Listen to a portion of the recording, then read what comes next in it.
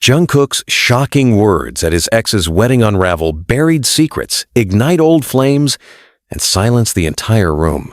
What did he say? I wouldn't marry her if I were you. The words sliced through the chapel air like a blade, sharp and deliberate, silencing laughter, halting applause, and drawing every gaze toward the man in the back, standing tall in a black suit, uninvited, unexpected, and utterly unbothered.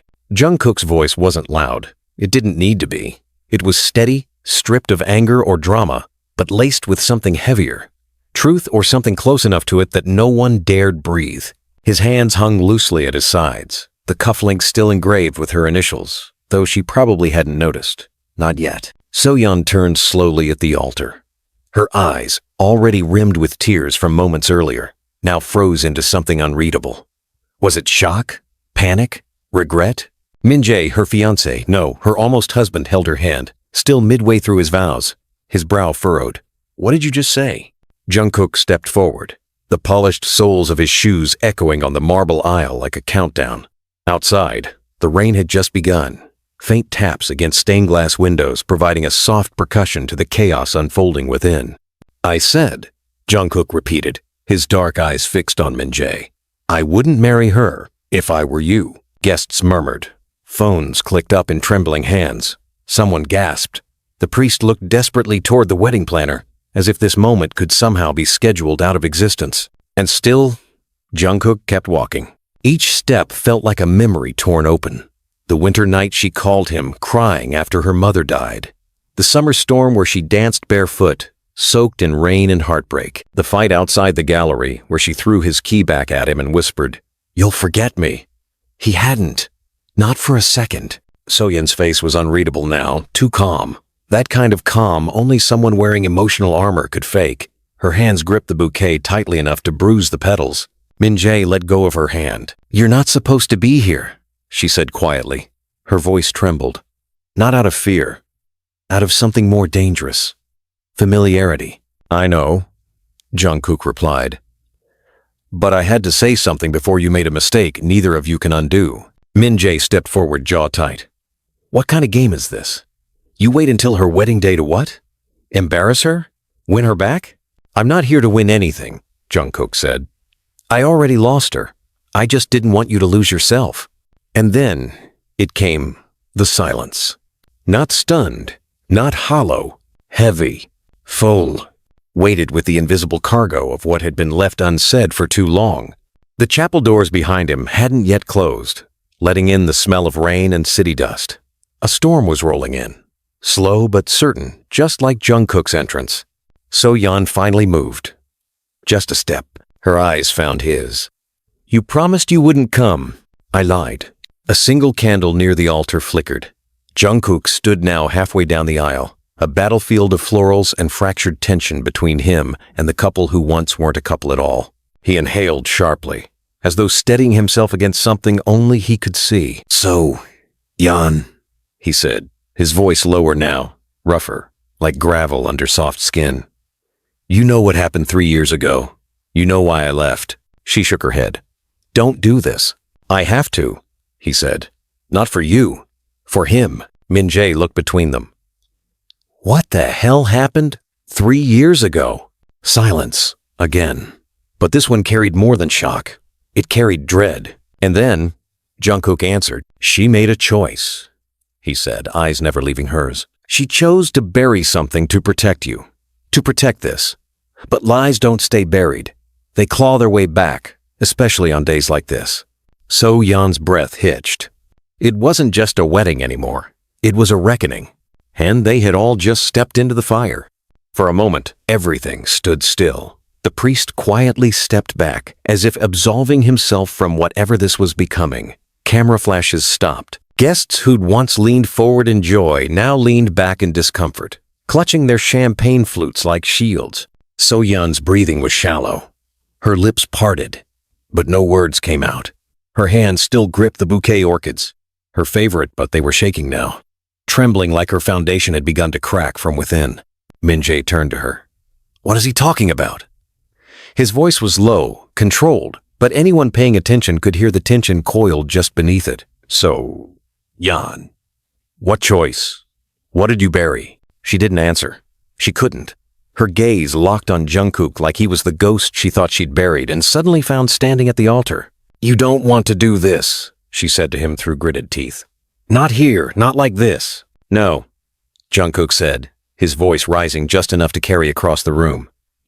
You didn't want to do this. That's the difference. I've been silent for too long. Min-jae looked between them again. Someone tell me what the hell is going on? Jungkook exhaled slowly, like he was about to pull the trigger on something that could never be taken back.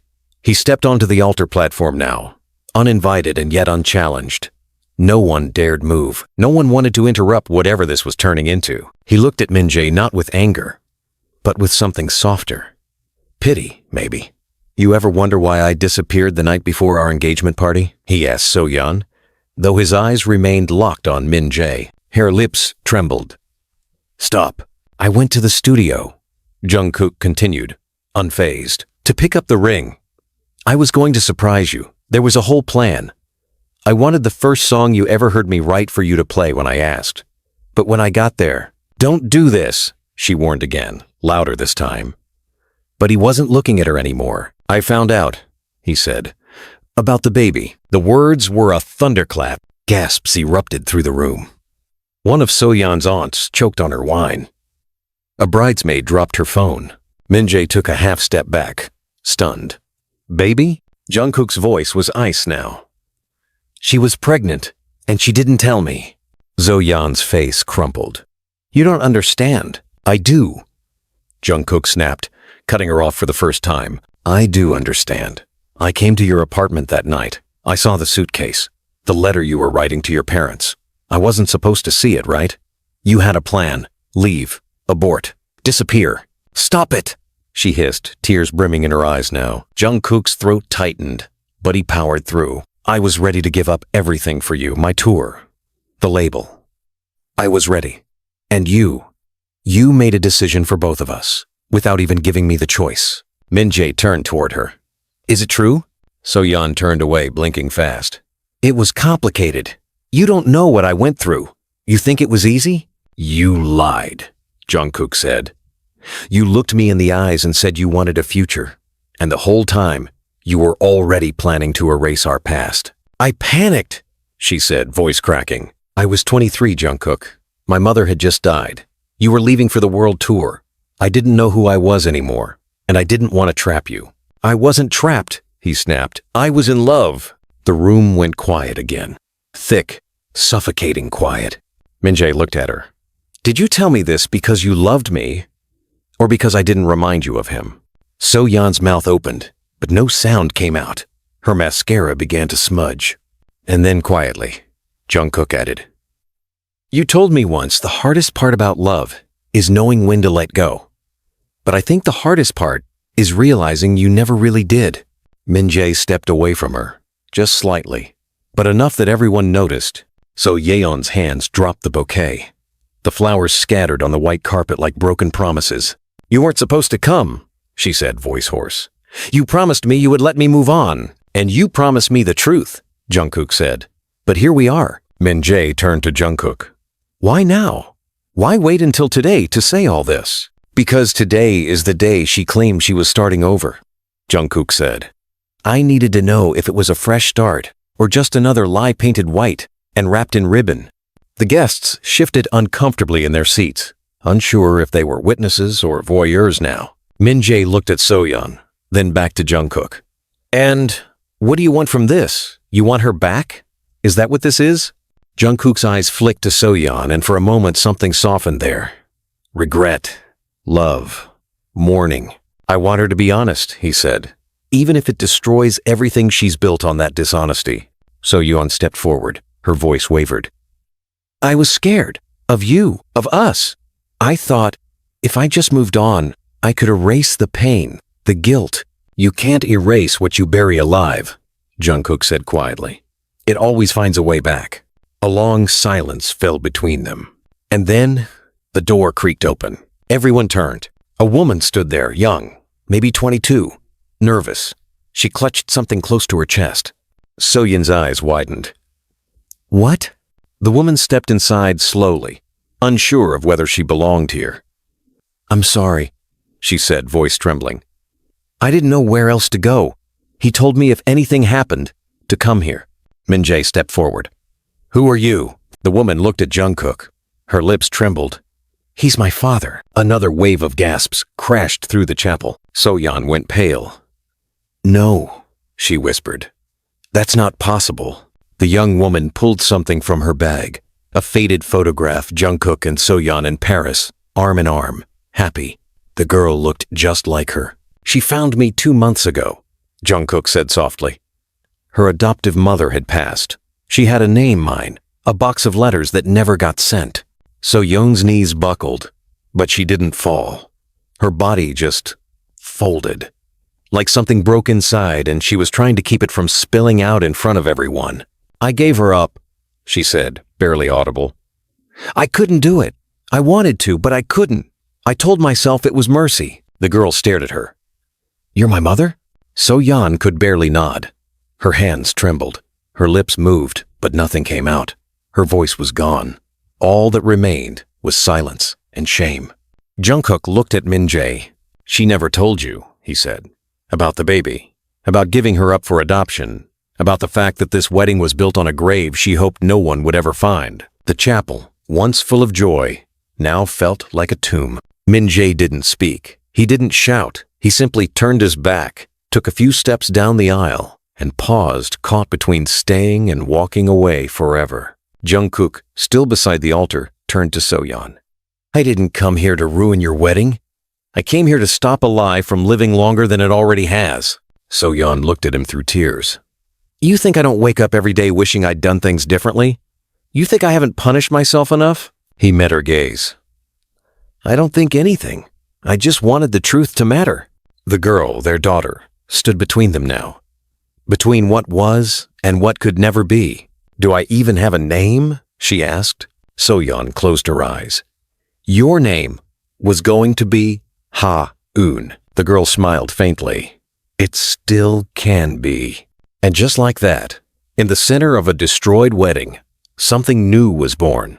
Not love, not forgiveness, but maybe the beginning of both. Outside, the rain had stopped. And for the first time in years, Jungkook felt like he could breathe.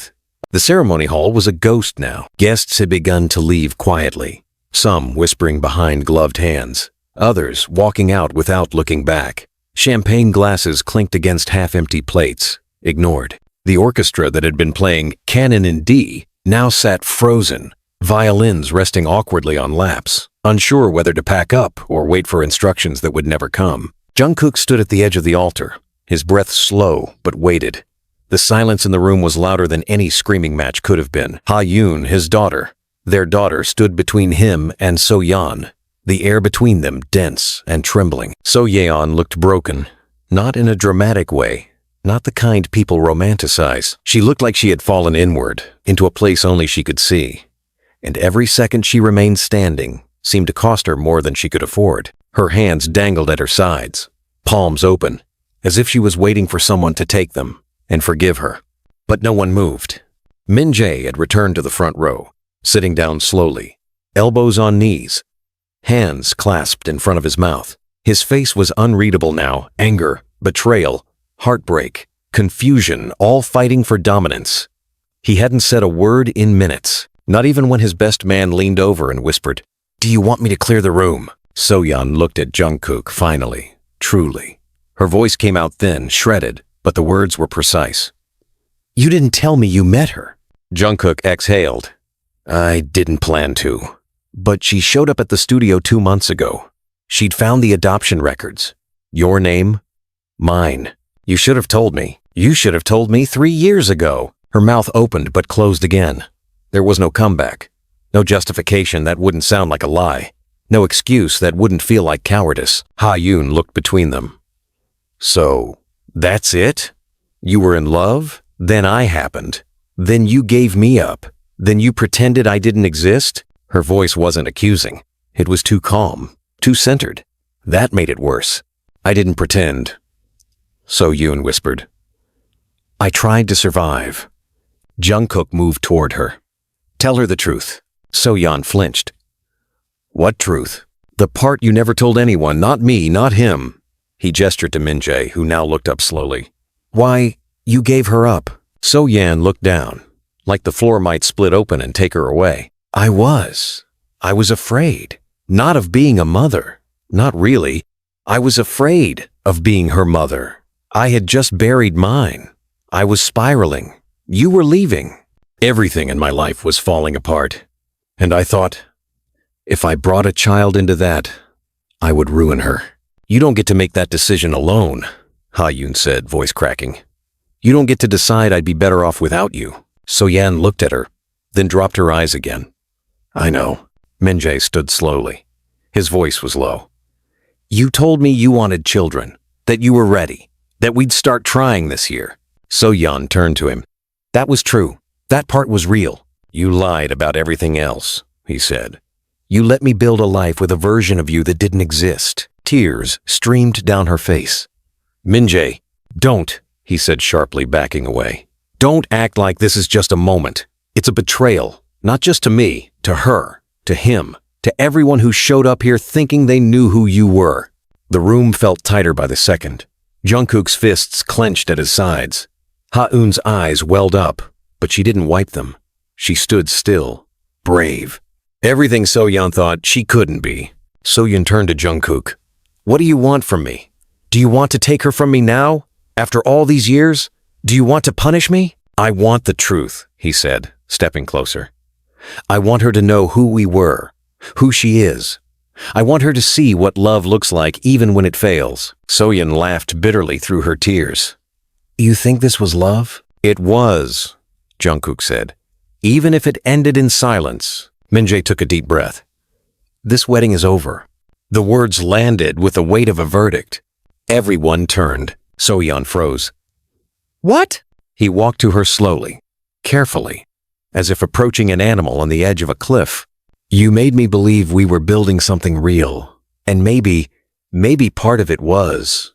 But you started this on a lie, and I won't build the rest of my life on something I can't trust. I didn't mean to lie to you, but you did. His voice didn't rise. It didn't need to. You didn't tell me about her. You didn't tell me you saw him again. You never even told me what you lost. I was trying to protect us. No, he said.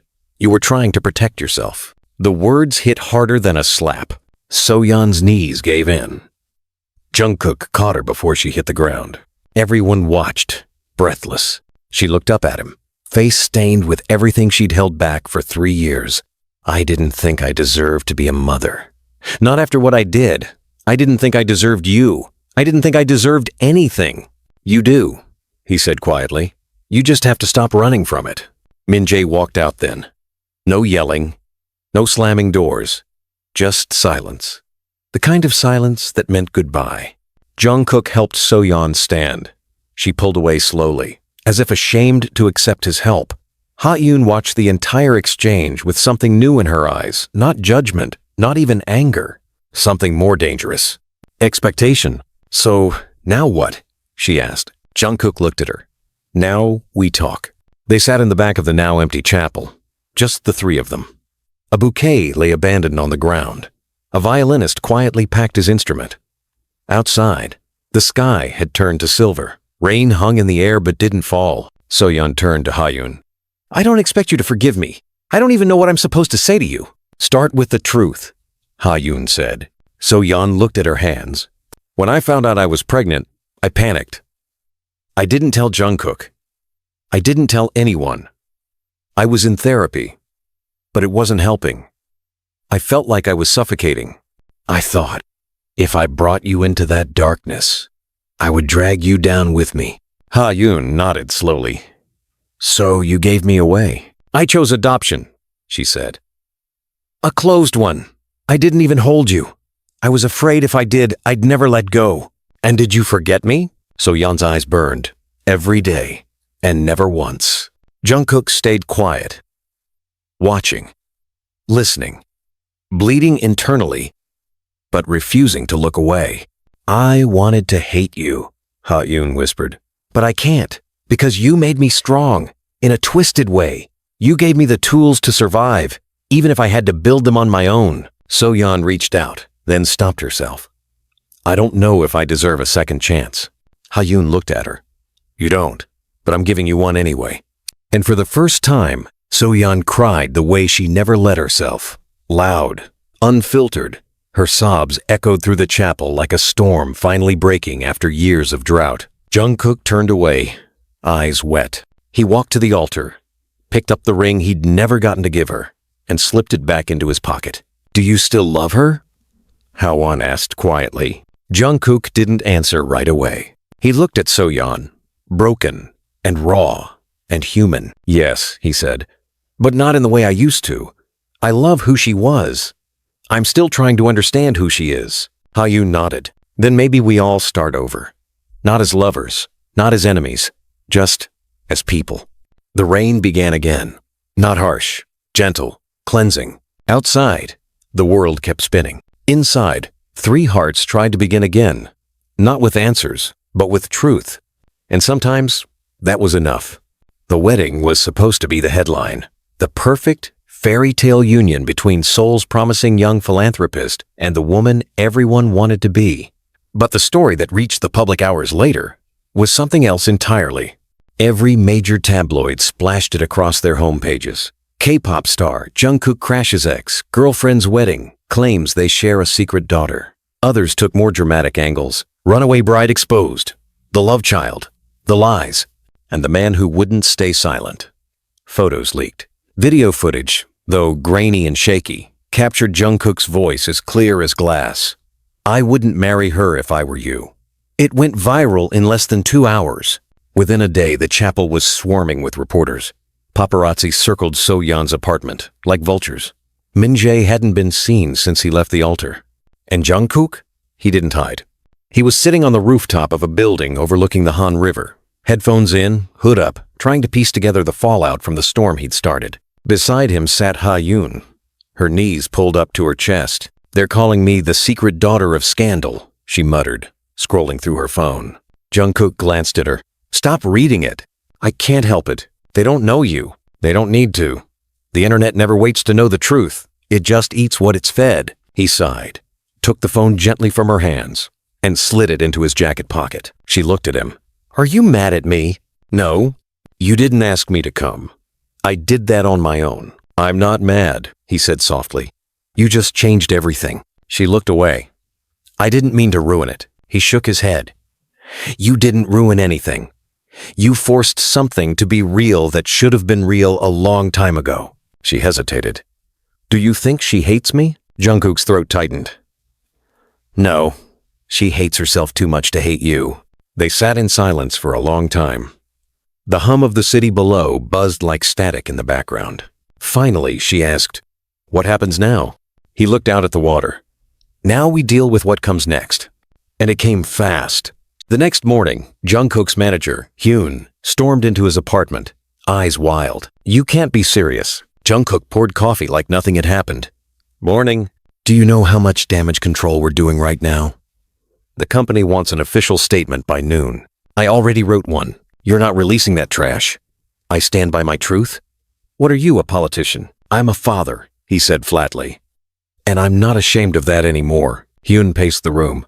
Your image is based on precision, professionalism, not tabloid drama and abandoned weddings. I didn't abandon the wedding. I crashed it. Not helping, Jungkook. Jungkook finally looked at him. What do they want me to say? That I regret speaking up? That I didn't mean it? Hyun's jaw clenched. They want you to say nothing, to let it die down. Give them silence. Jungkook turned away. Silence is what got us here. An hour later, his company released an official statement without his signature. Mr. Jeon Jungkook wishes to express deep regret for the events that occurred on the day in question. He apologizes to all parties affected and asks for privacy moving forward.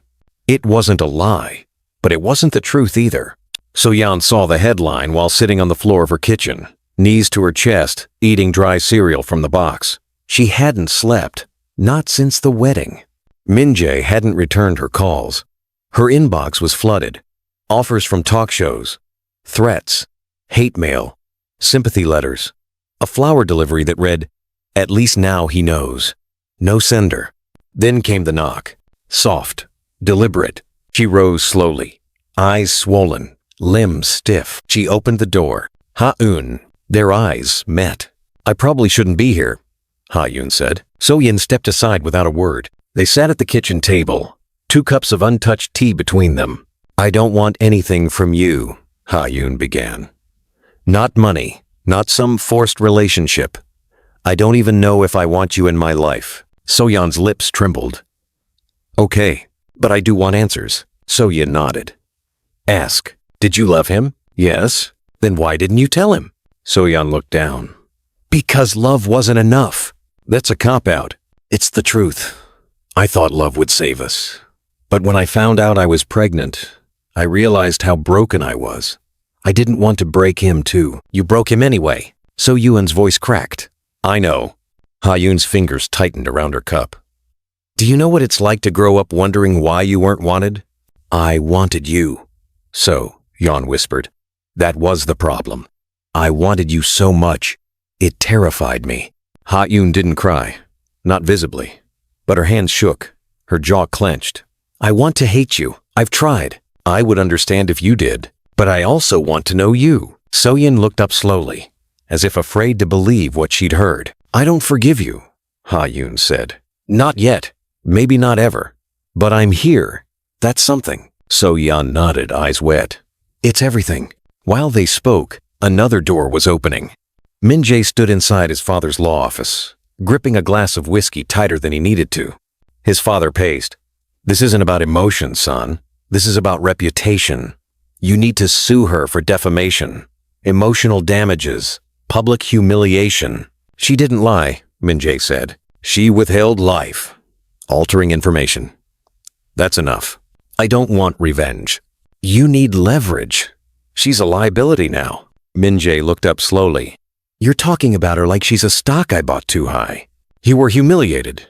In public. On your wedding day. Min-jae said nothing. His father leaned forward. Do not let emotion cloud your legacy. That night, Min-jae released a statement of his own. My heart was broken by someone I trusted deeply. I wish her healing and peace, but I no longer wish to share my life with her. So-yeon read it alone, in silence. The silence wasn't peaceful this time. It was punishment. She opened her journal, pages filled with entries never sent, letters addressed to Jungkook, to Ha-eun, to a future self she no longer recognized. She began to write. Day 1 without pretending. Elsewhere, Jungkook stood in front of a mirror, Ha-eun beside him, watching as he slowly fastened a bracelet on her wrist. It was your mother's, he said. She left it with me. When she left, Ha-eun ran her fingers over the silver. Why did you keep it? He looked at her reflection. Because I always knew she'd come back, one way or another. The phone rang. Jungkook answered. The voice on the other end was cold, unfamiliar. She's not who you think she is, the man said. There's more, much more. Who is this? Someone who's been watching. Ask her about Gwangju. Ask her about the summer of 2017. Click. Jungkook stared at the phone. Ha-eun watched his face pale. What is it? He didn't answer. He was already walking away. The past hadn't finished with them yet. Not even close. The wind that night smelled of rain and iron. Seoul's skyline was streaked with distant lightning, humming silently over the Han River like a warning. Jungkook stood on the rooftop of his building, still gripping the phone, the mysterious caller's final words ringing louder than the storm beginning to form above him. Ask her about Gwangju, the summer of 2017. He didn't sleep that night. He didn't try. He sat at the edge of his living room sofa, fingers tangled in his hair. His mind spinning through every memory of So-yeon, every smile, every lie, every moment that had felt too perfect to be real. At dawn, he called her. She didn't answer. He called again, and again. By the 6th call, it went straight to voicemail. Across the city, So-yeon stood in the middle of her dark kitchen, her phone face down on the marble counter. Her knuckles were white against the edge of the sink. She'd heard it ringing. She hadn't moved. She couldn't. The name Jungkook on her screen was no longer just a name. It was a question, a confrontation, a reckoning she wasn't ready for. She had known this day might come, that if the wedding didn't unravel her life, the truth behind it would. She'd buried it deep, so deep she almost convinced herself it had never happened. But secrets don't forget, especially not ones like that. That morning, Jungkook knocked on her door. She opened it after a long pause, dressed in an oversized sweater, her eyes heavy, her hair tied in a loose bun like she'd given up trying to appear composed. "You knew I'd come," he said. She didn't answer, just stepped aside and let him in. The silence stretched as he looked around the apartment, the same one she'd lived in when they were together. Some things had changed. Most hadn't. The same record player they used to slow dance in front of. The painting they'd argued about buying, which still hung slightly crooked on the wall. He turned to her. "Gwanggu." She flinched. "What happened?" he asked. So-yeon leaned against the counter, pressing her palms into it like she needed to keep herself grounded. "You don't want to know." "I do," he said. "Because someone called me last night. Someone who said I don't know who you are." She swallowed hard, her lips parting, but again, no words. "Tell me the truth," Jungkook said, stepping closer. "Not the curated version, not the survival story. The truth." She turned her back to him. "It wasn't supposed to follow me. I buried it." "That's not how this works." She took a shaky breath. "I was 19. It was the summer before university. My mother sent me to stay with an aunt in Gwangju because she said Seoul was poisoning me. She didn't mean drugs or boys. She meant freedom." Jungkook waited. "I met a man there," she continued. "Older, dangerous. He was charming, kind at first, until he wasn't." His stomach dropped. "He isolated me," she said. "Manipulated me. He said I was special, that I didn't need anyone else. I didn't realize until it was too late that I was just one of many girls he kept under his control." She paused. "He had money, influence. I found out later he was part of a network that recruited young women under the guise of mentorship. Fashion, art, music, promised careers. What we got was," her voice cracked, "a cage." Jungkook was silent. His heart thundered with the urge to hold her, to hurt whoever did this. But he stayed still. "I escaped," she said. "One night I ran, took a bus back to Seoul with a bruise on my neck and a notebook full of names. I didn't tell anyone, not my mother, not you." "Why not?" "Because I was afraid it would consume everything good in my life. I thought if I just kept moving forward, it wouldn't catch up to me. But it did." She nodded, slowly turning back to him. "The man who called you, his name is Choi Hyung-jin. He was part of it. Not the worst of them, but complicit. He knows what I saw, what I wrote down." "You kept it?" Jungkook asked. "The notebook?" "No. I burned it. But someone must have copied it. Hyung-jin showed up 2 months ago, right before the wedding. Said if I didn't pay him to keep quiet, he'd leak everything." Jungkook's fists clenched. "Blackmail. He said if I married into money, it'd be easier to extort me later. That's why I rushed the wedding. I thought if I became Min-jae's wife, I'd have the resources to make this disappear." Jungkook stared at her in disbelief. "You were going to marry him? To protect yourself from someone you never told him existed?" She looked down. "I didn't see another way. You could have told me. I couldn't even tell myself." Jungkook stepped back, shaking his head. "All this time, you thought I couldn't handle the truth?" "No," she said. "I thought I didn't deserve your protection." There was pain in his eyes, not because she had kept secrets, but because he had built his anger on the assumption that she had simply betrayed him, not realizing she'd been fighting ghosts the whole time. "I want to help," he said. She laughed bitterly. "Help? How? You want to protect me now? Bring this whole thing into the light and destroy what little I have left? You think silence is going to save you?" "I think silence is the only reason I survived." He stepped forward, lowering his voice. "No, you survived because you're stronger than what happened to you. But you don't have to carry this alone." There was a long pause, then a soft voice from behind them. "She doesn't." They both turned. Hyun stood in the doorway, eyes clear, shoulders squared. "I found him," she said. "The man who called you. Choi Hyung-jin. I found out where he works now. He runs a private art gallery in Itaewon. Hides behind it. But the rumors are there." Jungkook looked at her stunned. "How?" Hyun smirked. "You forget I'm your daughter. I don't sleep when something needs to be uncovered." So-yeon stepped toward her, stunned. "You shouldn't be doing this." "I'm already involved," Hyun said. "So I might as well help clean up the mess I walked into."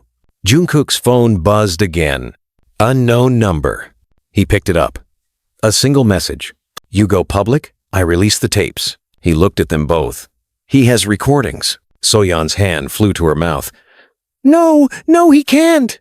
I'm not letting him control this narrative anymore, Jungkook said. He wants a war? He just got one. That night, Jungkook released a video statement. No PR team, no edits, just him, a camera, and the truth. He recounted the wedding, the discovery of his daughter, the blackmail attempt. Without naming Soyeon directly, he spoke about a woman he once loved who had suffered in silence because the world doesn't always protect survivors. He didn't ask for sympathy. He demanded accountability. The internet exploded. Support poured in. Survivors of similar rings stepped forward. Journalists began digging. Choi Hyung-jin's name started trending, and with it, whispers of a case long buried under police corruption and payoffs. Soyeon watched the video on her phone, hand pressed over her mouth. Ha-yoon watched beside her, silently. When it ended, Soyeon turned to her. Do you hate me? No, Ha-yoon said. I think I finally understand you. And for the first time, Soyeon cried without shame. The next day, Choi Hyung-jin was arrested attempting to flee the country. More names surfaced. More women came forward. A reckoning had begun. But it wasn't over. Jungkook sat in his studio that night, writing again. Not lyrics. A letter. To the woman he had once planned to marry. To the daughter he never got to raise. To the man he had once been. Truth is heavy, he wrote, but carrying it is the only way we ever get free. And somewhere in the quiet aftermath, healing began. Not cleanly, not completely, but finally. In the courtroom of truth, guilt isn't always the heaviest thing on the stand. Sometimes it's memory. Sometimes it's blood. The courtroom was cold. Too cold. The kind of sterile chill that seeped under the skin, not because of air conditioning, but because of what people brought into it. Secrets, rage, shame. Rows of polished wooden benches were filled with spectators, journalists, and survivors. Cameras weren't allowed inside, but that didn't stop the eyes of the world from watching. Every reporter worth their salt stood outside the courthouse in Itaewon like sharks scenting a drop of blood in a wide sea. At the defense table sat Choi Hyung-jin, dressed in a navy suit, emotionless, his expression stuck somewhere between smug and bored. He didn't glance at the gallery. Not once. Not when the judge entered. Not even when Jungkook walked in, hand gently on Soyeon's back, guiding her to her seat in the witness section. Ha-eun followed, face unreadable, hands in her coat pockets, her phone off. For once, a thick file of sealed documents lay at the prosecutor's table. Everything that had been buried was now a matter of public record. Emails, flight logs, financial transfers, and a list of names that no one dared speak out loud until now. Men in power. Artists. Diplomats. Investors. Men who had moved through society wearing tailored suits and expensive smiles while ruining lives beneath the surface. Jungkook couldn't take his eyes off Choi. How could someone so vile look so average? How could a man responsible for orchestrating a private trafficking ring, for silencing girls with money, drugs, and fear, just sit there like he was waiting for a delayed train? The trial began. The prosecutor's voice was calm but firm. She laid out the timeline of the organization Choi helped operate, how they recruited young women through art programs and mentorships, offering a future they never intended to deliver. The gallery program in Gwangju was just one front. There were others. The first witness was a woman in her early 30s. Her voice trembled. She couldn't look at Choi. She spoke of how she was invited to model at a private event and never went home again. She disappeared for 6 months before her parents found her in a clinic in Busan, heavily sedated and disoriented.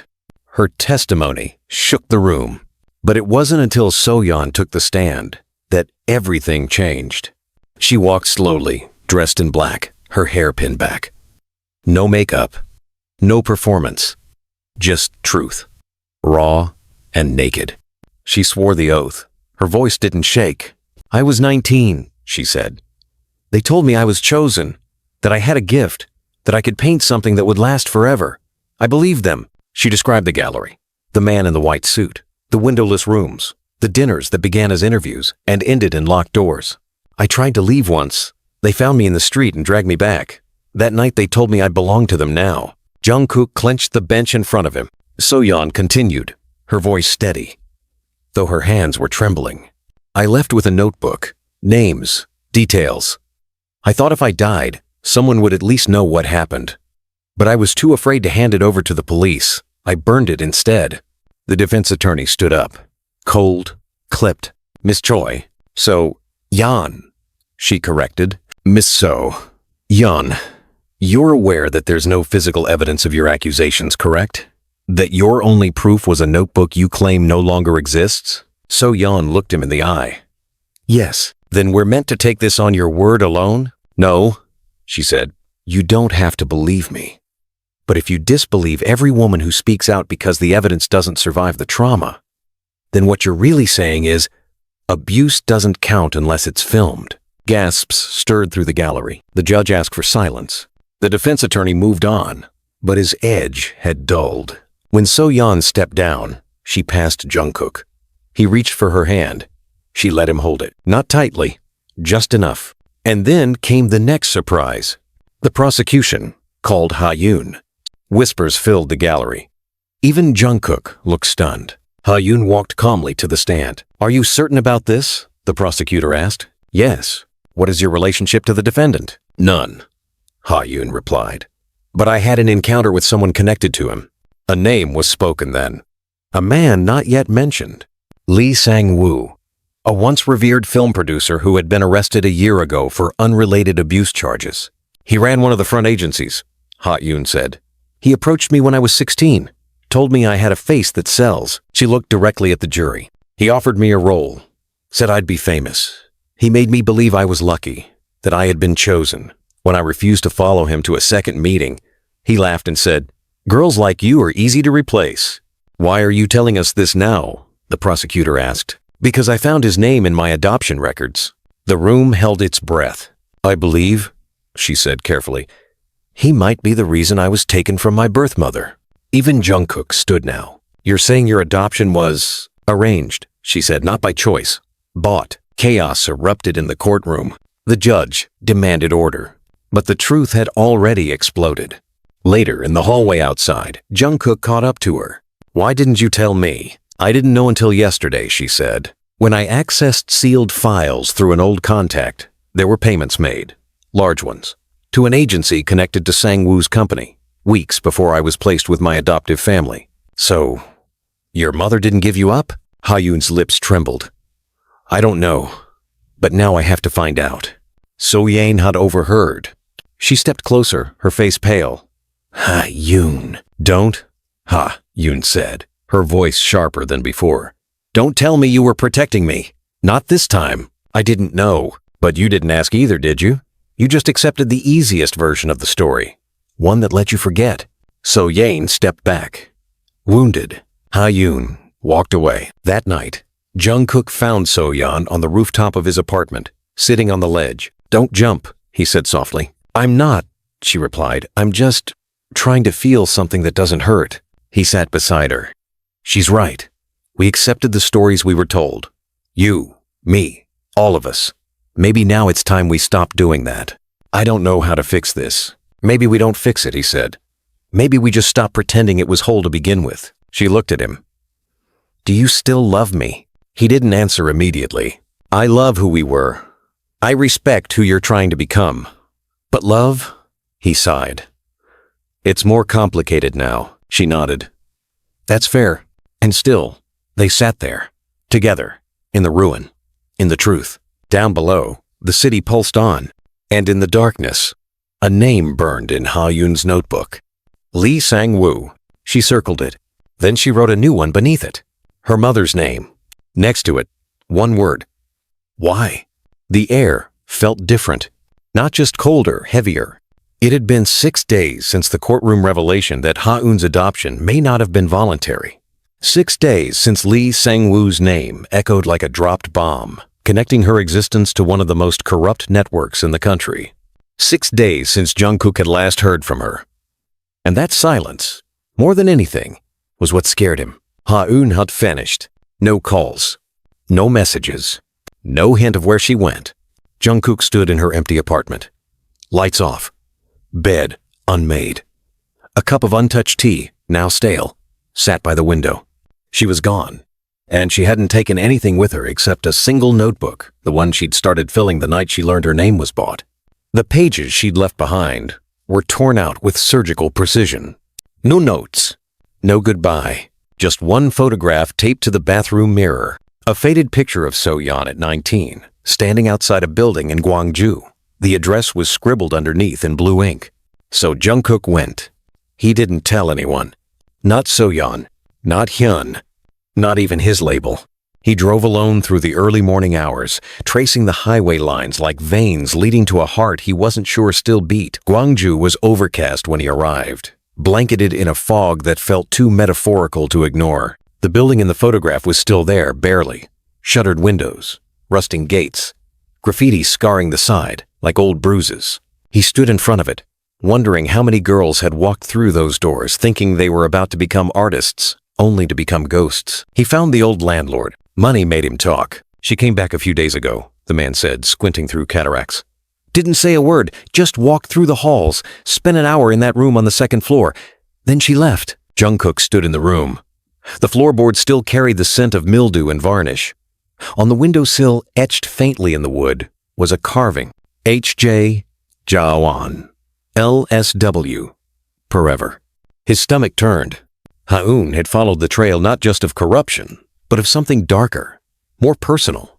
That night, she called him. He picked up in less than a second. Where are you? Safe, she said.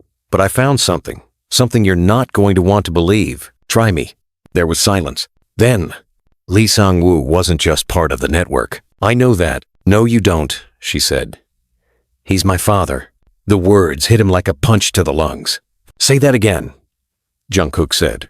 I found DNA records. Not just the financial transactions. Not just the adoption files. I got a match through an anonymous database. He's the biological donor. My mother never knew.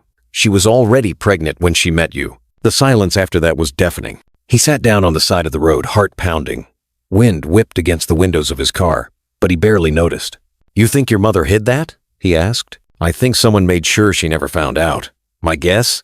She thought the baby was yours. She told me she was pregnant, right before she disappeared.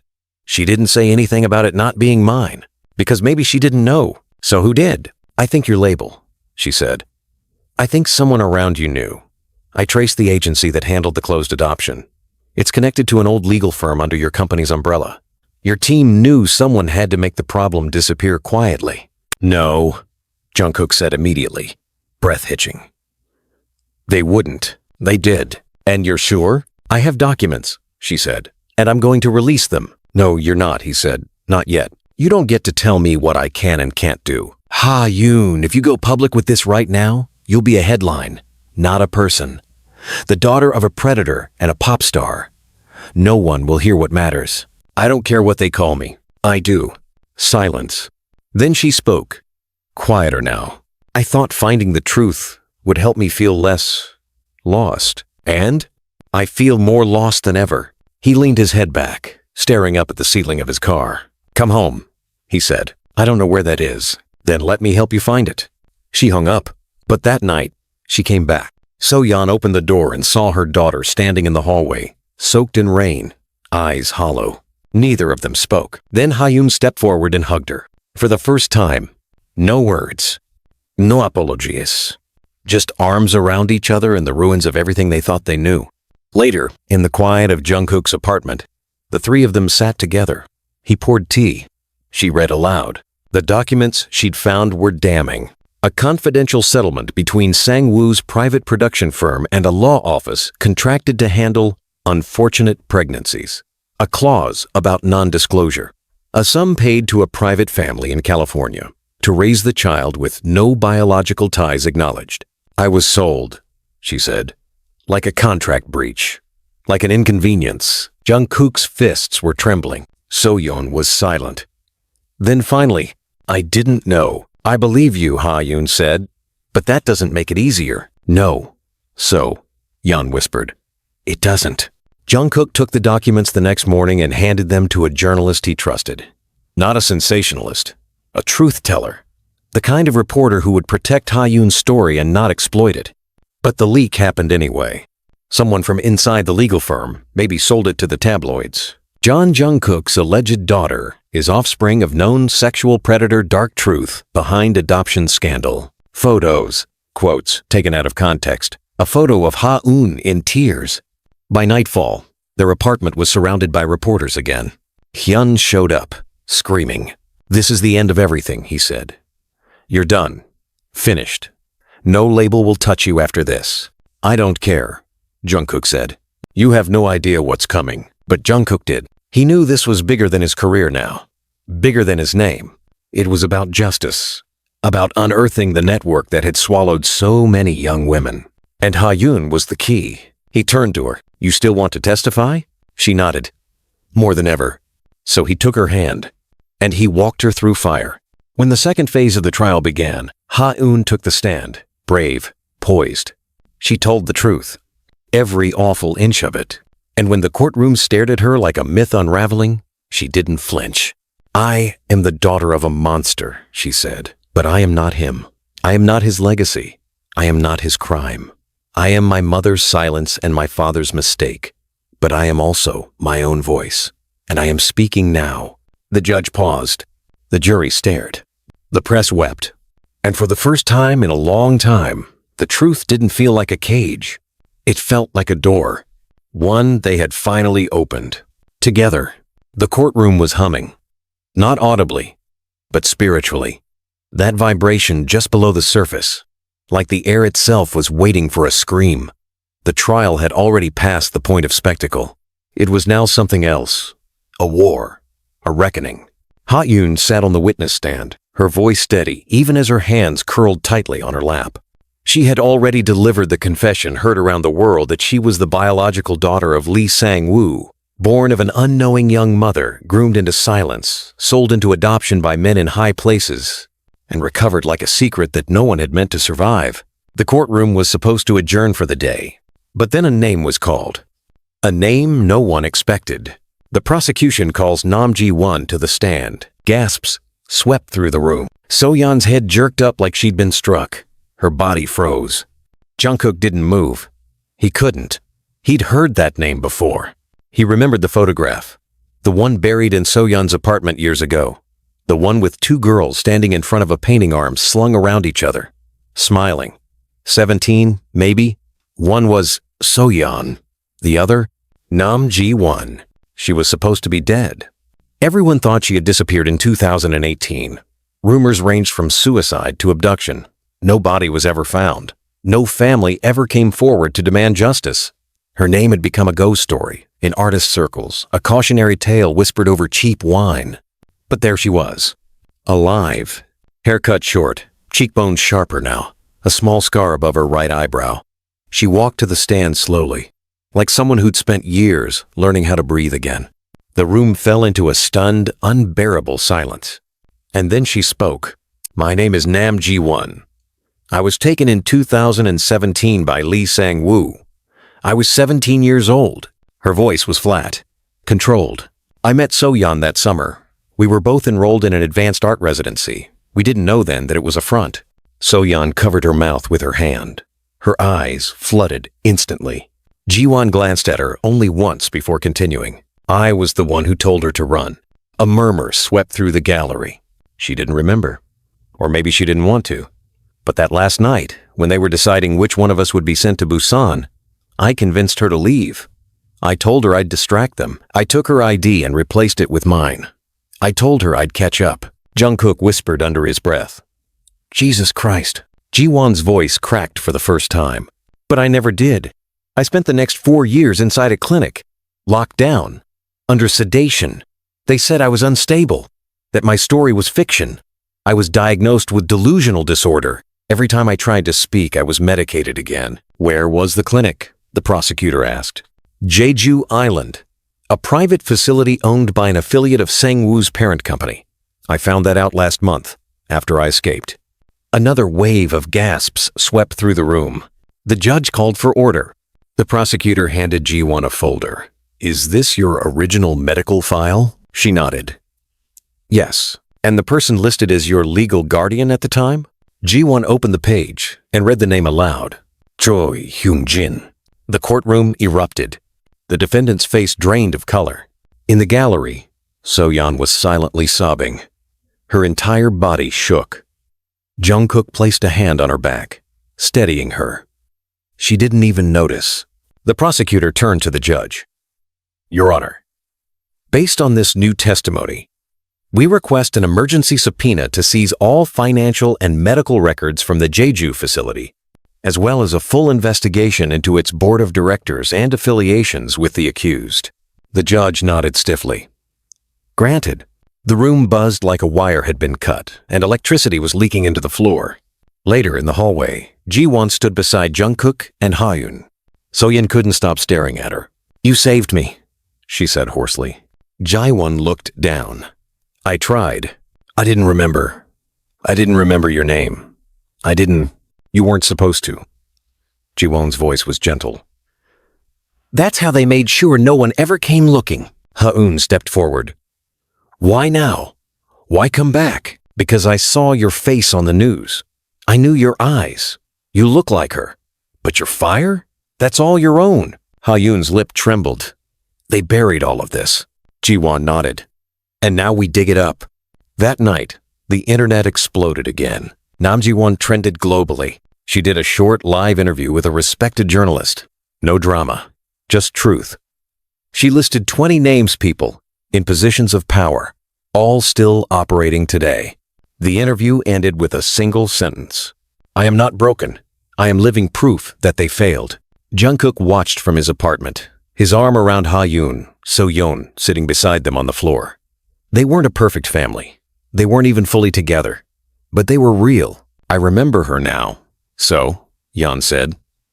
I remember her standing at the gate, smiling, telling me, run like hell, and don't look back. You were never supposed to carry this alone, Jungkook whispered. No, so, Yeon said, but now I know I can survive it. Across the city, Hyun sat alone in his office. He picked up his phone and dialed. They're not going to stop.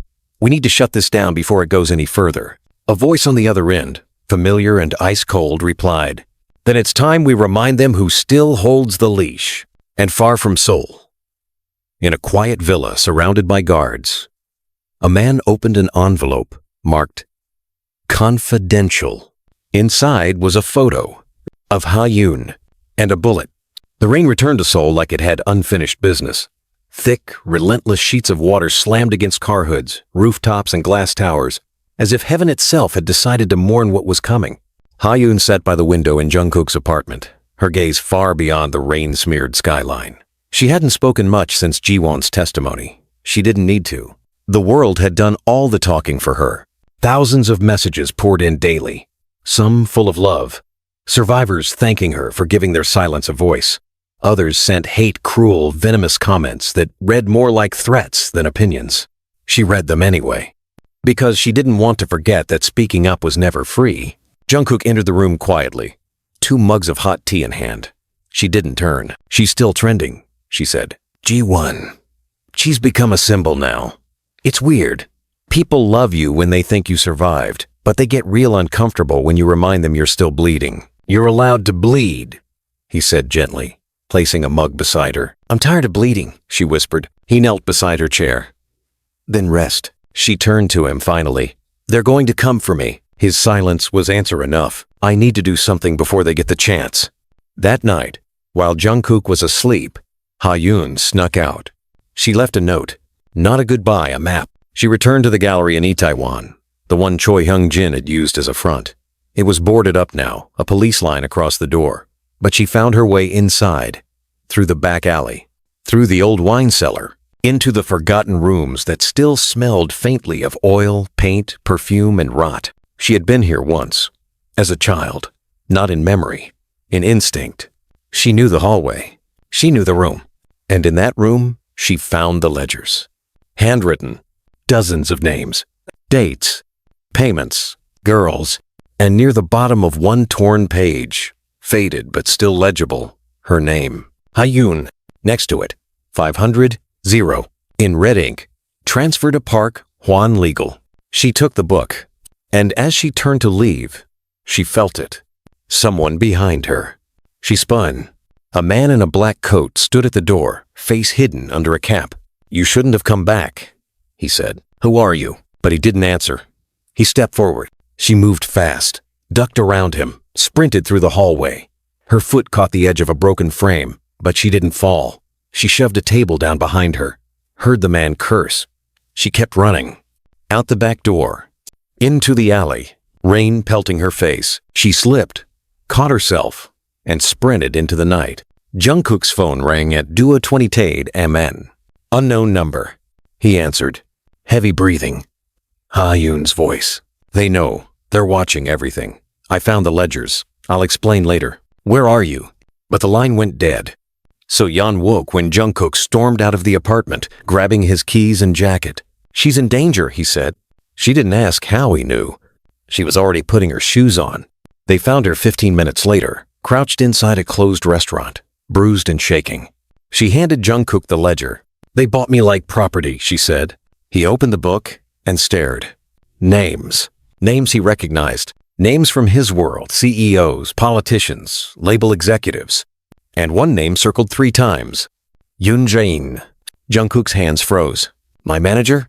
he whispered. "I think he's the one who handled the payoff." "Huh," Yoon said. So Jeon stepped back in horror. "He's been with you for years. I trusted him." Ha-yoon said nothing. She didn't need to. Trust had always been the most dangerous currency. The next morning, Jungkook confronted Hyun. The man didn't deny it. "You weren't supposed to know," Hyun said cold. "It was handled, quietly. You had a career, a future. You couldn't afford scandal. You sold my child," Jungkook said, voice shaking with rage. "I protected you. You destroyed me. You don't understand how the world works." "No," Jungkook said. "I just stopped letting you define it for me." He walked out of the building and never returned. By noon, a new headline exploded across South Korea. K-pop star fires. Longtime manager over human trafficking linked ties to adoption scandal confirmed. The courtroom was flooded the next day. Press, protesters, victims. Jiwon returned to the stand. So did Taehyung. And the ledger? Submitted as evidence. But the defense fought back harder than ever. They brought in a psychologist to paint Ha-yoon as delusional, said her trauma made her an unreliable narrator. Accused Jiwon of attention-seeking fabrication. And then they brought in a surprise witness, Min-jae. Soyeon gasped when she saw him walk into the courtroom. He looked different, thinner, sharper, like bitterness had chiseled him down to something brittle. He took the stand and stared straight ahead. "Do you believe so? Jeon lied to you?" the defense asked. "Yes." "Do you believe she used you for protection?" "Yes." "Do you believe Ha-yoon is a result of an illicit relationship designed to exploit powerful men?" Jungkook stood. "Objection!" he roared. The judge pounded the gavel. "Sustained. Watch your phrasing, counsel." But the damage was done. Min-jae said nothing else. He walked out of the courtroom without looking at anyone. Even Soyeon. Outside, Jungkook found him. Punched him. Hard. Blood from Min-jae's lip mixed with rainwater on the concrete. "She's a child," Jungkook hissed. "Not your scapegoat," Min-jae spat blood. "She's not a child, she's a scandal." Jungkook's second punch broke his nose. In sight, Ha-eun vipped. "I don't want to do this anymore," she told Soyeon. "I'm tired of being dissected, disbelieved, dragged through mud for something I never asked for." Soyeon held her face in her hands. "Then don't do it for them. Do it for you. Finish this. Burn it all down." The final day of testimony arrived. The courtroom felt like a furnace. And when Ha-yoon stood for her closing statement, she didn't just speak, she roared. "They tried to sell me like silence," she said. "They failed. They tried to erase my mother. They failed. They tried to buy my voice. They failed. I am not evidence. I am not a cautionary tale. I am not a crime scene. I am the witness who survived. I am the record you can't shred. I am the scream you can't unhear." And the courtroom stood. All of them. Even the judge. Tears streaming. Hands clapping. Justice, after all, is loud. But as they left the courtroom, a shot rang out. Screams erupted. Ha-yoon fell to the ground. Blood pooled fast. Jungkook screamed her name. Chows. Panique. Sirens. Soyeon dropped beside her, pressing her hands to the wound. "Stay with me," she cried. Stay. Taehyung's eyes fluttered. Did we win? She whispered. And then she passed out. Jungkook held her, blood on his hands. Outside, a man was arrested. A hired gun. No ID, no prints. Just a single line carved into his forearm. Obey. The empire wasn't done yet, but neither were they. The hospital lights were too white. Cold. Merciless. They buzzed above Jungkook's head like vultures waiting for a heartbeat to slow. Taehyung lay in the trauma ward, her chest rising shallowly beneath layers of gauze and tubes. A bullet had torn through her lower abdomen, missing vital organs by a margin so thin the doctor called it divine luck. But no god had stepped in. Only blood, adrenaline, and a mother's scream. Soyeon hadn't left Taehyung's side for 17 hours. She refused to change clothes, refused to eat. Her hands were stained with her daughter's blood. She kept whispering, I'm here. I'm here, I'm here. Like it was a spell to keep death away. Jungkook, on the other hand, wasn't still. He was fury in motion. He'd seen the shooter. The man's face was blank, eyes empty, hands steady as he raised the gun from a rooftop across the street. Jungkook hadn't blinked fast enough. He hadn't moved fast enough.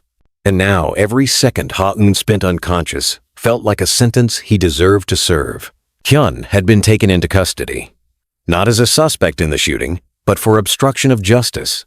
Jungkook had submitted proof documents, recordings, ledgers. But even as Jeon was escorted out in cuffs, he'd said just one thing to Jungkook, with a strange calmness. You're still playing checkers, Jeon. We're playing something else entirely. The words replayed again and again as Jungkook stared through the glass wall at the girl who had rewritten every truth he thought he understood. You look like hell, a voice said behind him. He turned. Ji-won. She stepped forward slowly, face pale, eyes rimmed in exhaustion. I couldn't stay away, she said. I heard what happened. The bullet missed her liver, but she lost a lot of blood. Jungkook nodded. They're watching the cameras. They're tracing the gun. But the shooter had fake prints. Fake ID. He's not talking. Of course not. Ji-won sat beside him. He's a ghost, just like we were supposed to be. They're still trying to bury it all. They can't. Not anymore. He turned to her. Why haven't you gone public with your full story? She hesitated. Because there's one name I haven't said. One I've been afraid to say. Whose? She looked down. My sister. Jungkook blinked. You have a sister? Ji-won nodded. Had. She disappeared in 2016. I followed the same path she did, thinking I could find her. That's how they got me. Do you think she's alive? I think if she was, they wouldn't have let me walk out. He swallowed hard. What was her name? Ji-won's voice broke for the first time. Nam So-young. Jungkook stilled. So-young, one of the original names listed in the first ledger they found. She was the first girl ever placed in the Jeju facility, Ji-won said.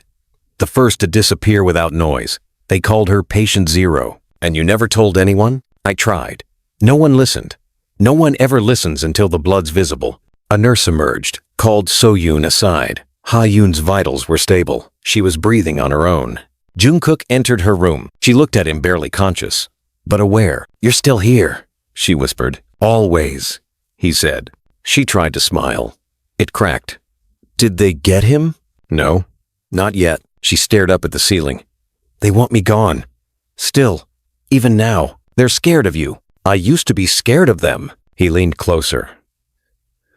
Are you still? She looked into his eyes, something wild and weary in her gaze. No, not anymore.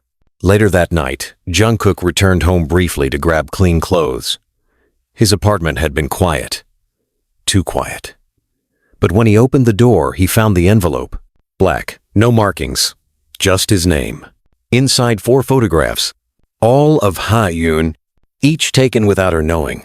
Some from across the street, one from inside the hospital, and a note. You can protect her with cameras, but cameras don't stop knives. Jungkook's hands shook. He stormed into the Seoul Metropolitan Police office an hour later, threw the photos onto the chief investigator's desk, and screamed. If she dies, he said, voice low, dangerous, you'll answer to more than the press. The investigator, a sharp-eyed woman named Seo In-hai, studied the photos. They're escalating, she said. They know they're losing control. Then we hit first. What do you propose? We don't even have jurisdiction to raid most of these names without federal clearance. Then go federal. She arched a brow.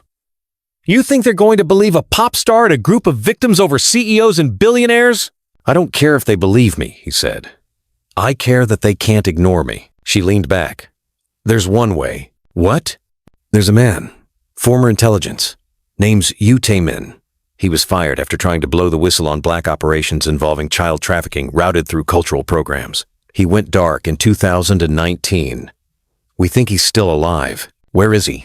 Last known location? She scribbled something. Busan. Jungkook took the slip of paper. I'm going. You'll need protection. I've got nothing to lose. He didn't tell Soyeon. Not yet. She was too broken. Too caught between motherhood and guilt. But Jiwon insisted on coming with him. He knew my sister, she said. He's the one who left me the first hint. If he's still breathing, he owes me answers. They arrived in Busan under the cover of night. The address led to a warehouse. Inside, a man sat at a makeshift desk surrounded by wall-to-wall screens, each blinking with live footage from locations across Korea. You're late, he said without turning. You Taemin? Jungkook stepped forward. Depends. Are you the boy who thinks he can break the machine with his bare hands? I'm the boy whose daughter was sold by that machine. Taemin turned. His face was scarred. One eye, slightly milky. You brought the Nam girl. He nodded at Jiwon. I wondered if you'd ever make it out. You left me clues. I left you survival. Jiwon's hands curled. Where's my sister? Taemin's eyes darkened. Dead. Since 2017. She fought. Hard. They buried her under a new name. In Jeju. I have the coordinates. She crumpled. Jungkook caught her before she hit the ground. I want names, Jungkook said. Every man. Every company. Every arm of this. Taemin gestured to the wall. They're already up there. You just need the voice to say them loud enough. I'll say them. Then be ready. Because once you speak them, there's no going back. Back in Seoul, Ha-yoon woke up to her mother sleeping beside her, head on her arm. She reached for the phone and live streamed. No filter, no makeup, just her face, bruised and pale. She named them, one by one. Lee Sang-woo, Choi, Hyunjin, Yun Jae-in, Park, Hwan Legal. She named every man listed in the ledger. She told the world the cost of silence. And 2.1 million people watched. Within an hour, 4 indictments were issued. One man tried to flee the country. Another attempted suicide. The empire was cracking.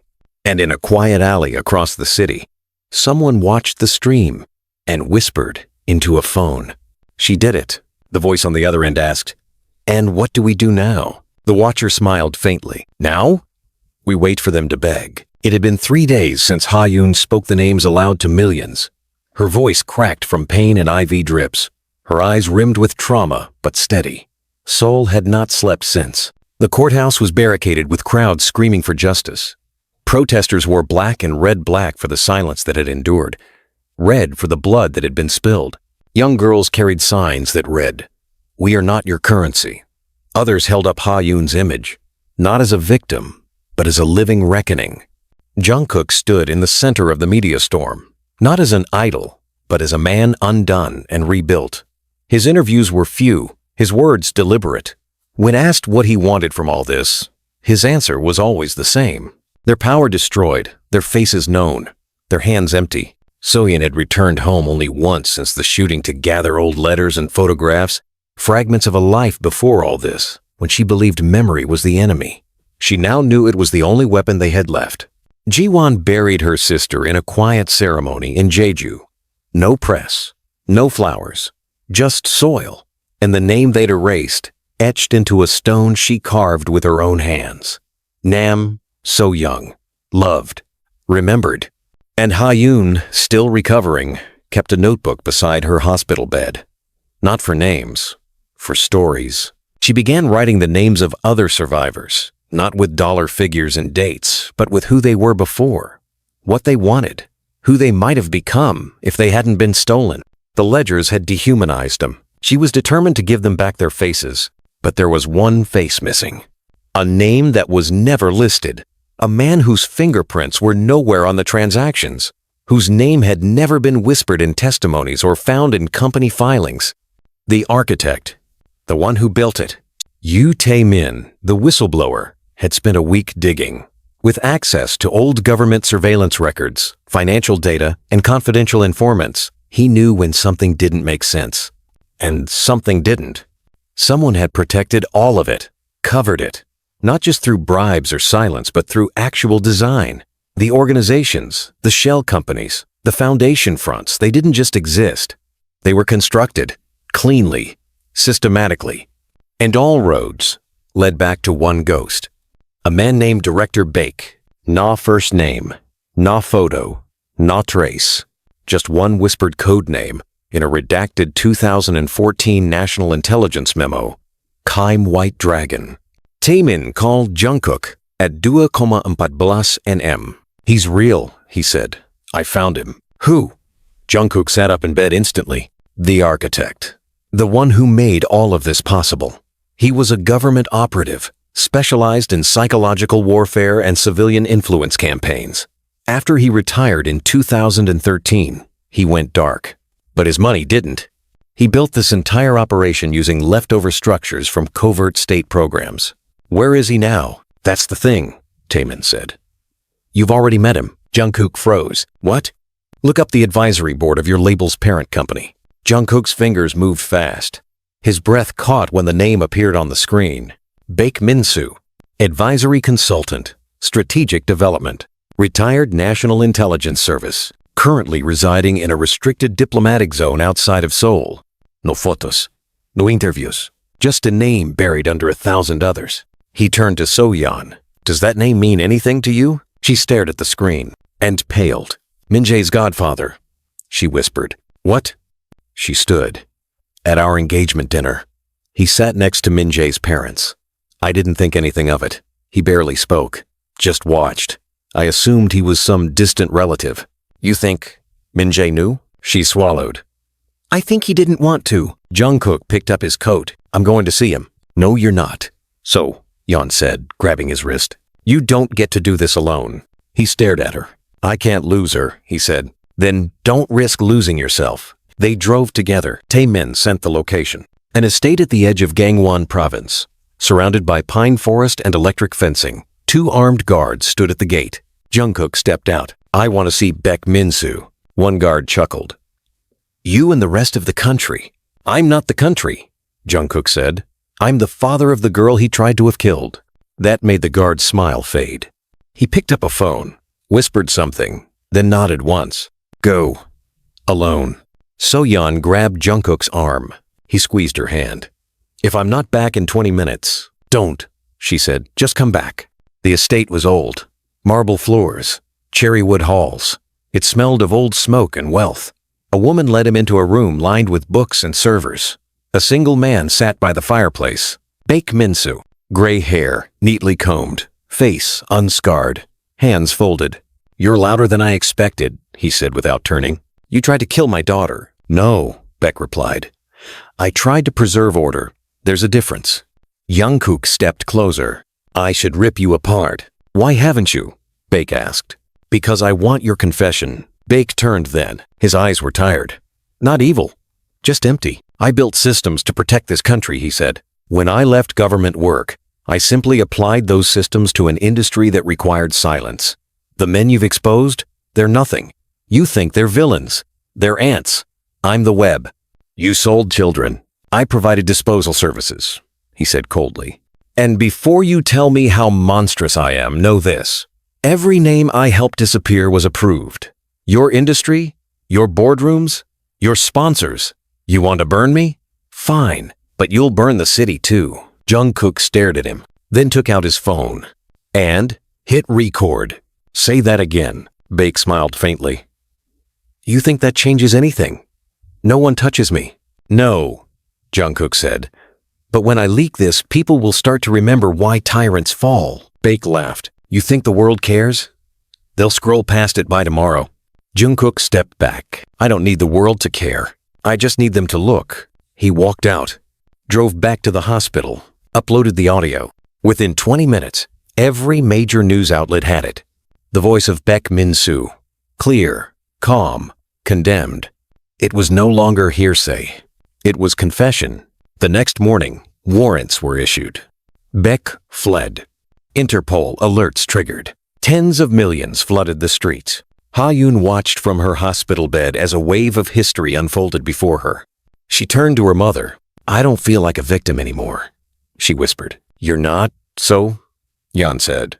"You're the end of the silence." "No," Ha-yoon said. "I'm just the beginning of the fire." The world was watching. Baek Min-soo's voice echoed across every screen in South Korea. News anchors replayed the confession on a loop. Influencers, journalists, students, everyone had posted the same 6 words across social media. "I just need them to look." And they were.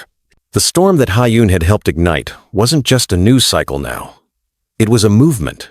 It had shape, teeth. Cities held vigils at night, and protests by day. Seoul's skyline had begun to glow red from the signs lit in windows. No more silence. But underneath that public fire, something darker stirred. In the polished hallways of old power, chaos was not met with surrender. It was met with strategy. Because an empire built on secrets doesn't fall with truth. It falls with blood. At the hospital, Ha-yoon was walking again. Slowly. Every step still burned, but she insisted on it. Jungkook supported her, never pushing, only offering his hand when she needed it. So Yeon was back in her old apartment now, alone but healing. She visited every day, brought home-cooked food, though most of it went uneaten. Ha-yoon preferred black coffee. And silence, these days. Food felt too human. Sleep, too fragile. Jiwon had joined the legal task force working to build criminal cases against every name in the ledgers. And Min had vanished again, back into the digital abyss from which he'd come. His final message: "This isn't my war anymore. It's yours." Then, without warning, Min-jae appeared. At the hospital, flowers in humps. An awkward silence filled the room when he entered. Ha-yoon sat up, her IV line hanging like a leash she refused to feel. "You're not welcome here," she said flatly. "I know," Min-jae replied. "I didn't come for forgiveness." Jungkook stood. "Then why are you here?" Min-jae placed the flowers on the table beside the bed. His hands lingered a second too long. "I made a mistake. Not just at the trial. Before that, when she told me everything, I shut down. I couldn't handle what she had survived. I couldn't make sense of it." So Yeon, standing by the window, didn't look at him.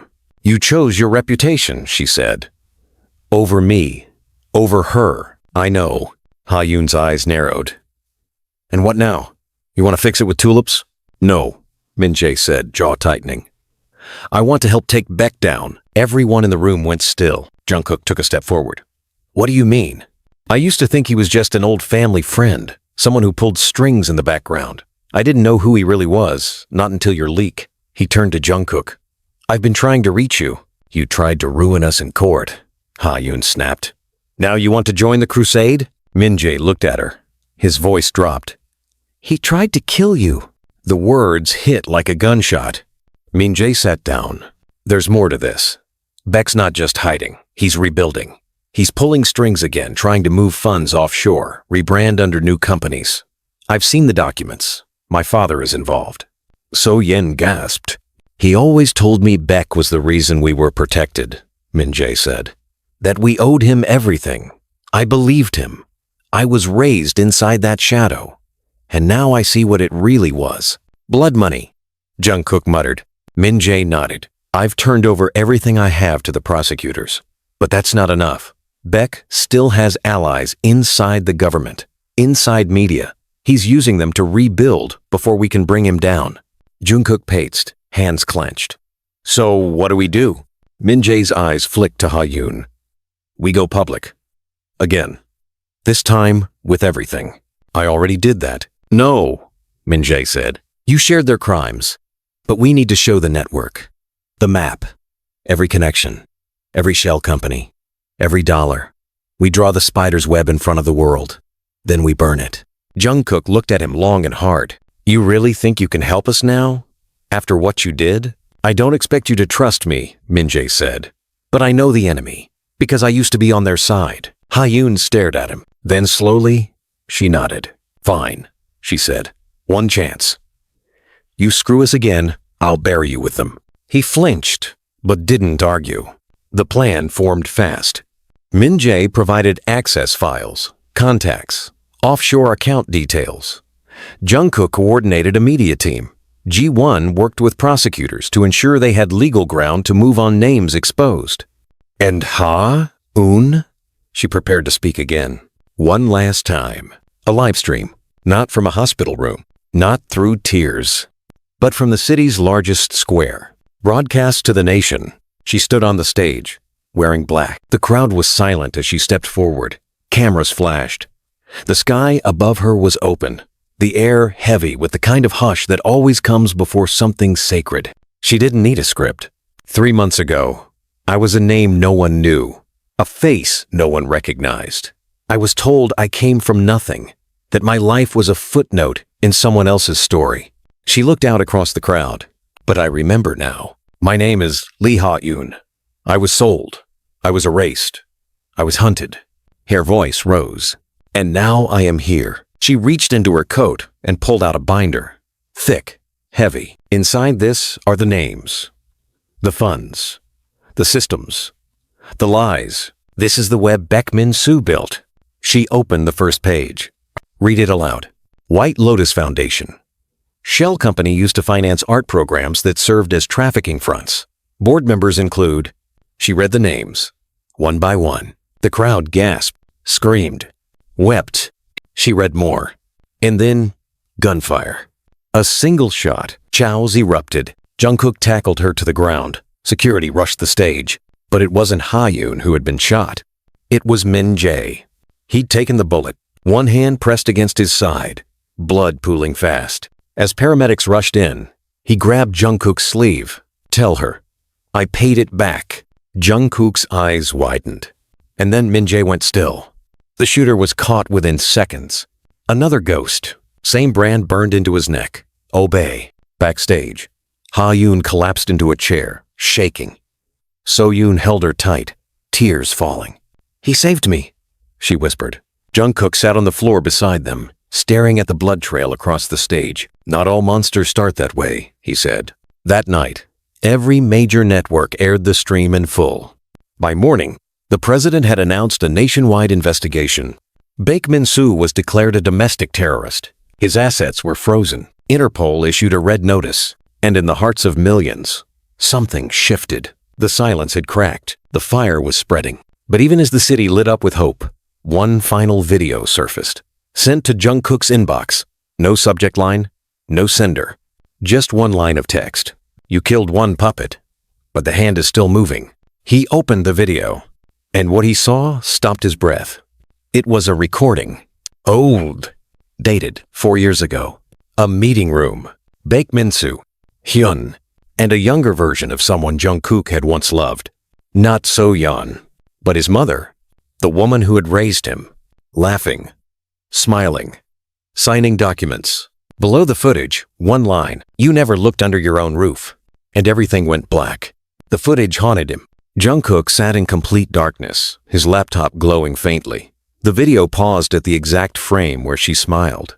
Not Beck, not Hyun, not any of the men he'd spent the last few months chasing. Her, his mother, Kang Myung-hee. Retired corporate executive. Publicly adored, a quiet philanthropist in her post-career life.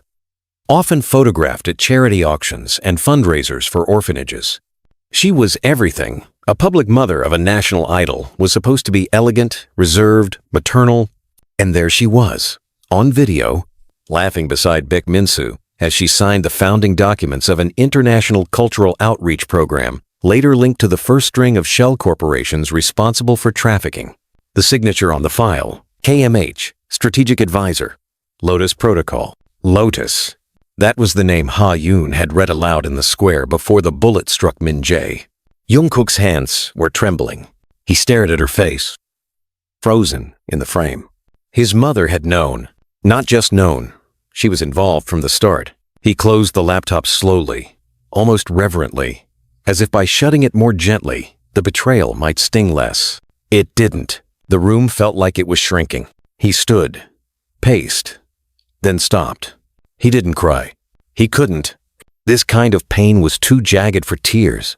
It wasn't sadness. It was obliteration. When dawn came, he drove, without calling anyone, without telling Taehyung, without even thinking. He drove to the countryside home, where she'd moved after his father died, a quiet villa on the outskirts of Gangwon, away from media, away from scrutiny, away from the mess she'd apparently helped create. The gate recognized his car, opened without protest. She was in the garden, wearing white. Of course she was. He stood at the edge of the path for a full minute before saying a word. She looked up, smiled. Jungkook. His name sounded so soft in her mouth, so false now. He walked toward her, every step slow, like approaching an animal he wasn't sure would bite or break. I saw it, he said. She didn't ask what he meant. She only sighed and sat on the stone bench beside the camellia bush. I was wondering when you'd find out. He blinked. You're not even going to deny it? I'm too old for lies, my son. He stared at her. Then explain it. Explain how the woman who held me as a child, who cried at my first concert, who scolded me for swearing on TV. Explain how that same woman helped build a system that destroyed girls like Taehyung. Then, her smile faded. She looked out over the garden. Do you know what it was like in the late 90s? When the government began cutting cultural programs? When investment dried up? We were desperate to save something. Beck offered a solution. He said we could use private funding, create new institutions under a different name, preserve what was worth preserving. And that required trafficking? Jungkook spat. I didn't know what it was at first. He stepped closer. Rage simmering. Don't you dare pretend ignorance. I saw your name on the foundation. You weren't just signing papers. You were helping build the house. She didn't flinch. I did it for you. That silenced him. What? Do you remember when your trainee contract was nearly canceled? You were 17. The company was on the brink. They couldn't afford another scandal. They were going to cut all rookies. He did remember. He'd cried that night. Thought it was the end before he even began. I made a deal, she said. I secured investment through one of Beck's partners. It saved your debut. It bought your future. He staggered back, sickened. You sold people to protect my dream. I preserved an empire, she said. And yes, I benefited. But so did you. No, he whispered. No, I didn't. I was just too blind to see the cost. She stood now, calm, composed. You're angry. You should be. But don't pretend the world we built wasn't real. You lived in it. You soared in it.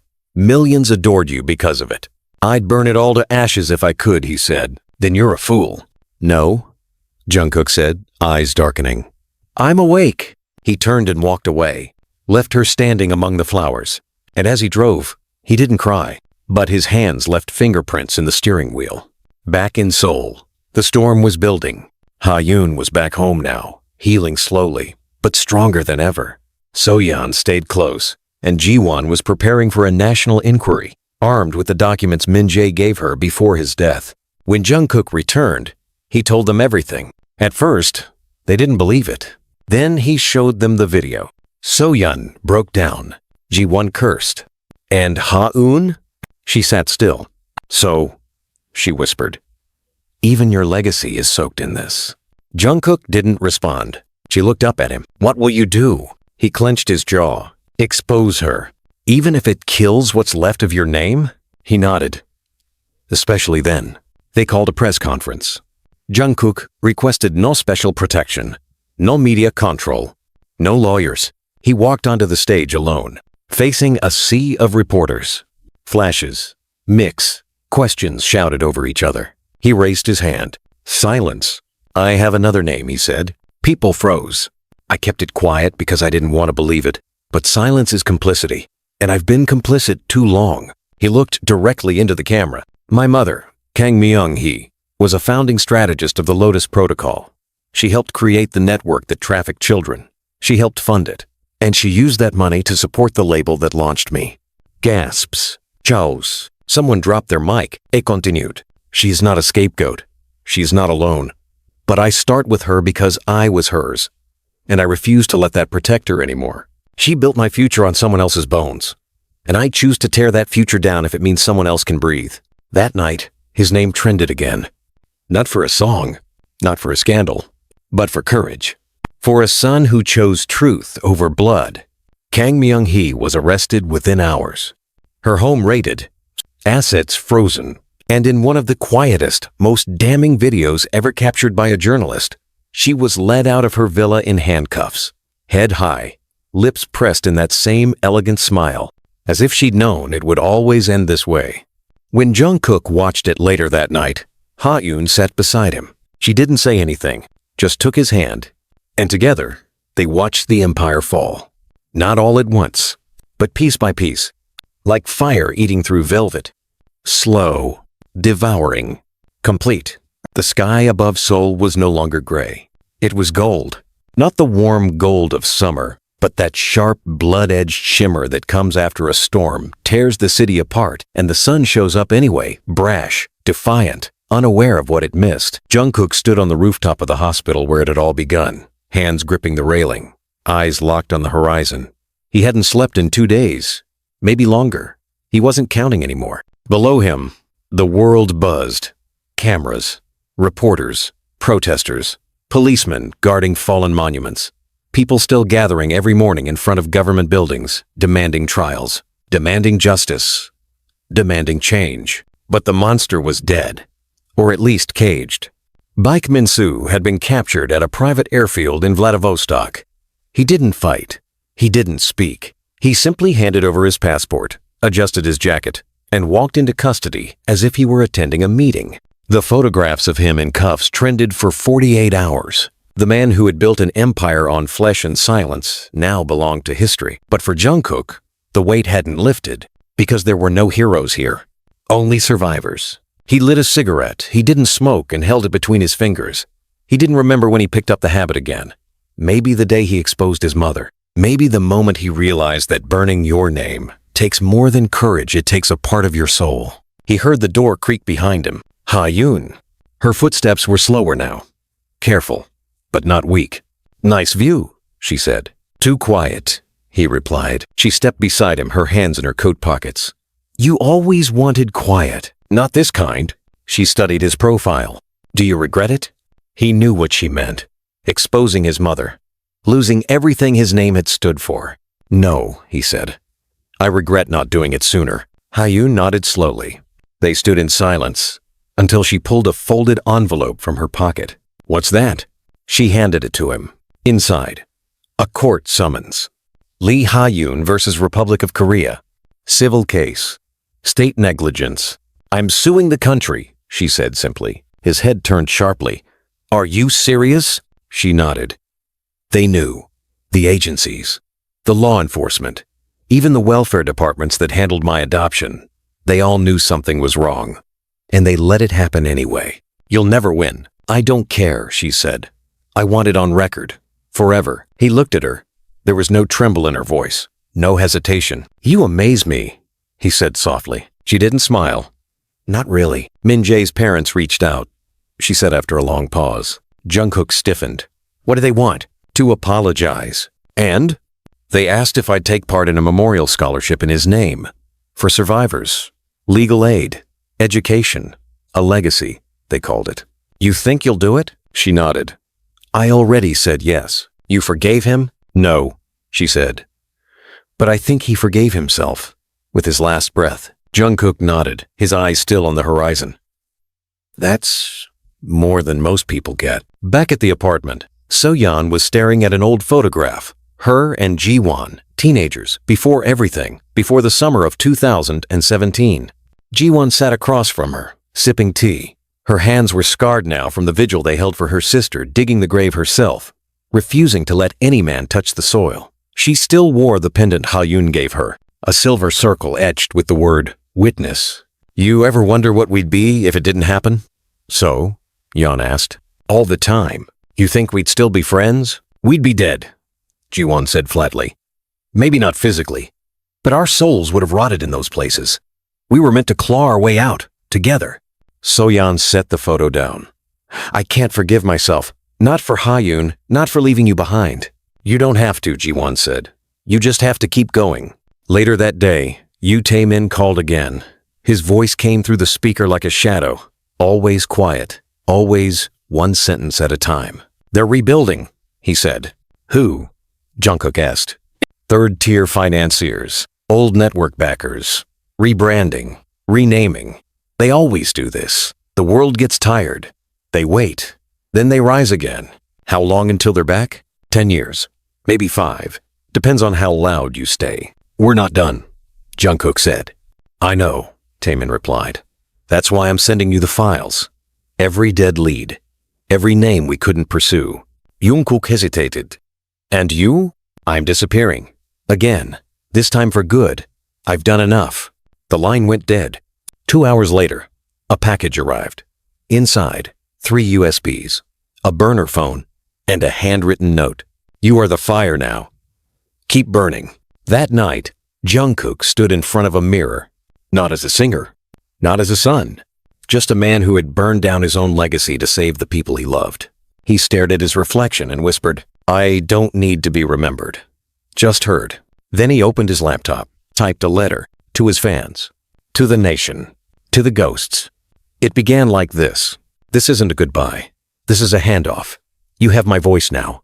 Use it louder than I ever did. When the post went live, millions read it. And across Seoul, in 1,000 tiny rooms, survivors cried because he had said it. He had said what no one else dared to. That justice isn't a destination. It's a fight you choose every day.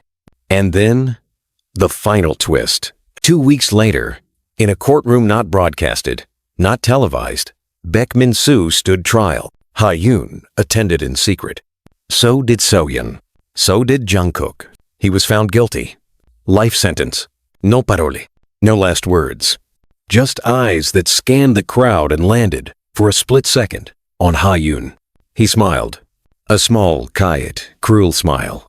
She didn't blink. Didn't flinch. She only mouthed 2 words. You lost. And finally he looked away. Outside the courtroom, rain began to fall. Not a storm. Not thunder. Just soft, slow rain. The kind that washes away ashes, but leaves the fire burning underground. Still alive. Still waiting. Because this wasn't the end. Not even close. The headlines were slowing now. The fire Taehyung had sparked had raged through Seoul, burned down empires, and exposed men who believed they could never fall. Baekmin-soo was behind bars. So was Hyun. Dozens more awaited sentencing. Legislation moved faster than ever before. The Lotus Protocol had become not just a name, but a case study in every major law school.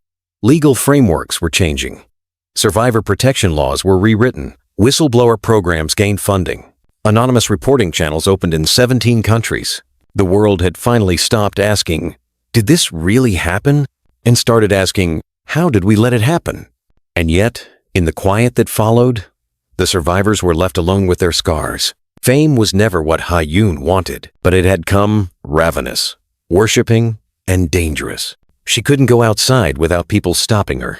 Not to take selfies, to cry, to say thank you, to whisper, you saved me. And she smiled every time. But it was breaking her. So, on the 100th day after the trial, Taehyung disappeared. No press release. No not. Not even Jungkook knew where she had gone. Jiwon was the only one who wasn't surprised. She was always going to leave, she said softly. People like us, we don't live under spotlights. We live just long enough to show others where the light is. Jungkook wanted to argue, wanted to believe she'd call, that she'd text, that she'd come back. But she didn't.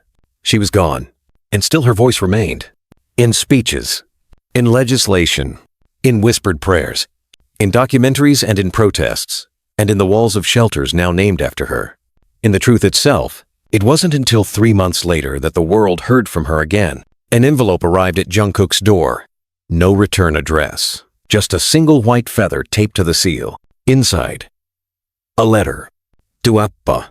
If you're reading this, then I've gone where cameras can't follow, where no one calls me survivor or symbol, where I'm just a girl who lived. But I didn't run. I'm building something, quietly, in the cracks of a broken world. A school, a sanctuary, Somewhere girls like me can learn that they were always more than what was done to them. You once told me that truth is heavy. You were right. But I've learned something else, too. Truth isn't meant to be carried alone. Thank you for carrying it with me. For giving me your voice when I had none. Now it's your turn to rest. I love you, Taehyung. Taped to the back of the letter was a photo. A small building under a wide sky. No sign, no press. Just a single word painted above the doorway in hand-brushed Korean. Salda. To live. Jungkook folded the letter slowly, pressed it to his chest, and let himself cry for the first time in months. Not from grief, but from peace. Because some endings aren't losses, they're releases. And so, the last chapter of the story wasn't written by Taehyung, or by Jungkook, or even by Jeon, who now worked full-time helping survivors file civil cases, refusing to let the system grow comfortable again. The last chapter was written by the world they changed, by the girls who came forward because they finally believed someone would listen, by the ones who stopped whispering and started shouting. And in the quiet that followed that storm, something new bloomed. Not silence, but music. Soft, hopeful, a song. And if you listened carefully, you could hear her voice in it. Not screaming, not crying, just living, free. At last,